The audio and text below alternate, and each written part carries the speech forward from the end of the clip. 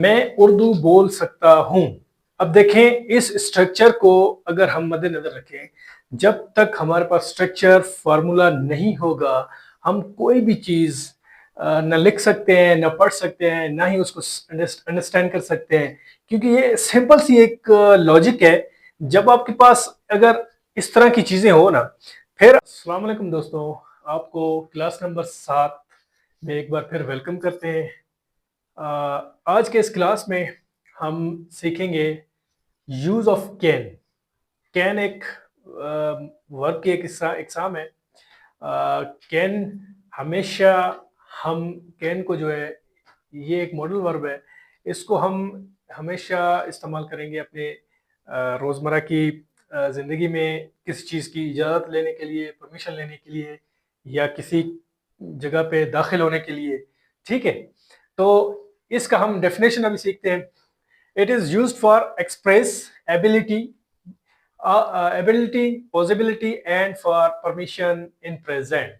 ये किसी कैन हमेशा किसी काम के करने की एहलियत और इजाज़त लेने के अमल को ज़ाहिर करता है। इसके जुमलों को लिखते वक्त हम जुमले के आखिर में सकता हूँ, सकते हैं, सकता है वगैरह का इस्तेमाल करते हैं। अब हम आते हैं इसके जो हमारे पास है फार्मूला है इसका। हम उस फार्मूले को अगर देखें तो उसमें कुछ तब्दीली है। तब्दीली क्या है? हमने पिछले उसमें पढ़ा था वर्ब की first form, subject plus dash plus verb की फर्स्ट फॉर्म प्लस ऑब्जेक्ट। हमने कुछ चीजें पढ़ी थी, वर्ब की हालतें पढ़ी थी। वर्ब की कितनी एग्जाम होती हैं? 4 एग्जाम हमने पढ़ी थी पिछले क्लास में। अभी उन्हीं हिसाब किताब के उसको मद्देनजर रखते हुए हमने वर्ब की फर्स्ट फॉर्म फिलहाल यूज की है। यहाँ पे सेकंड फॉर्म भी आ सकती है, थर्ड भी आ सकती है, फोर्थ भी आ सकती है, और आएगी भी सही। ये आएंगे अपने टेंसेस के हिसाब किताब के साथ। ठीक है, तो चलें गाइस, अभी हम इसको देखते हैं कि अपने स्ट्रक्चर में हम किस चीज का इजाफा करेंगे। हम क्योंकि पढ़ रहे हैं यूज ऑफ कैन, हम कैन का इस्तेमाल का तरीकाकार हम सीख रहे हैं। तो subject plus can plus verb की फर्स्ट फॉर्म प्लस ऑब्जेक्ट, हमारे पास एक स्ट्रक्चर अभी बन के सामने आ गया है। अभी हमने इजाफा कर दिया है कैन का। कैन मॉडल वर्ब है। कैन को हम किस हिसाब से यूज कर सकते हैं अपनी रोजमर्रा की बोलचाल में, अपने रोजमर्रा की ग्रामर में, अपने रोजमर्रा की स्पीकिंग पावर में, अपने रोजमर्रा की राइटिंग पावर में। ठीक है, तो आइए हम इसके कुछ जुमले बना के देखते हैं कि वो हमें क्या सिखा रहे हैं। ठीक है, सो गाइस, ये कुछ जुमले हैं उर्दू और इंग्लिश में। ठीक है, हम इनको लिखेंगे और समझेंगे। सो गाइस, ये कुछ जुमले जो हमारे पास हैं, इनको हम उर्दू और इंग्लिश दोनों में लिख सकते हैं। ठीक है, आप हर चीज को खोल के अपने पास सेव भी कर सकते हैं, लिख सकते हैं, राइटिंग कर सकते हैं। ठीक है, इस फॉर्मूले को मद्देनजर रखते हुए हम इसके इंग्लिश के कुछ जुमले और फिक्रात बनाएंगे। ठीक है, अच्छा, subject plus can plus verb की फर्स्ट फॉर्म प्लस ऑब्जेक्ट, हम इन चीजों का भी आज इस्तेमाल करेंगे। इस्तेमाल करके हम इन जुमलों को मुकम्मल करने की कोशिश करेंगे, और फिर हम देखेंगे कि हमने आया किस तरीके के साथ किस तरह ये हल किए।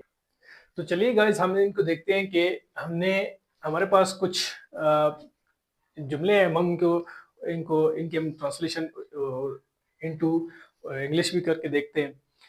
इस स्ट्रक्चर के हिसाब से हमने ये जुमले बनाए हैं कुछ।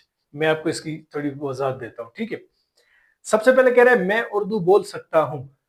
फिर मैं की इस पहले आए, मैं बोल सकता हूं, यानी सकता हूं, जो हमने पहले पढ़ा था कि कैन, सब्जेक्ट आई, फिर कैन, फिर बोल सकता हूं।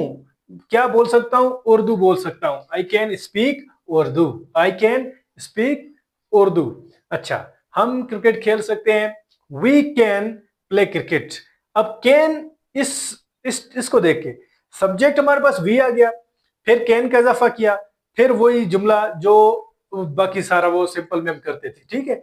वी कैन प्ले क्रिकेट, आप कपड़े धो सकते हो, you can wash clothes, you can wash clothes, ठीक है।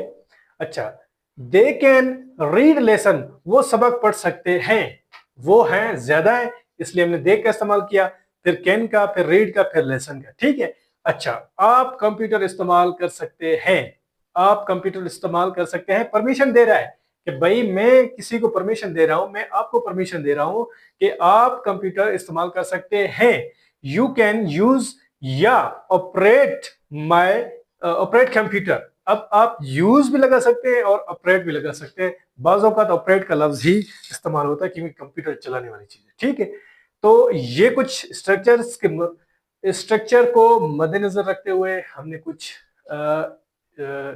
जुमले बनाए, सेंटेंसेस बनाए, उर्दू टू इंग्लिश बनाए, फिर हमने कैन का इस्तेमाल सीखा, कैन कहाँ लगता है, कैसे लगता है। कैन हमेशा सब्जेक्ट के बाद लगेगा, अगर तो ये हम अभी इसके अगले क्लास में इंशाल्लाह इसके हम बनाएंगे, इसके पॉजिटिव नेगेटिव और इंटरोगेटिव सेंटेंसेस बनाना सीखेंगे इंशाल्लाह। तो आई होप कि यहाँ तक कैन का जो इस्तेमाल है आपको समझ आ गई होगी। सो गाइज, अगर आपको इस वीडियो से कुछ हासिल हो रहा है और आप समझ रहे हैं कि हम कुछ हासिल कर रहे हैं और समझ रहे हैं और कुछ नॉलेज आपको मिल रही है, तो प्लीज़ लाइक एंड सब्सक्राइब ज़रूर करें इस चैनल को और इस चैनल पर जुड़े रहिए। अभी हम चलते हैं अपने अपने इस वोकेबलरीज की तरफ।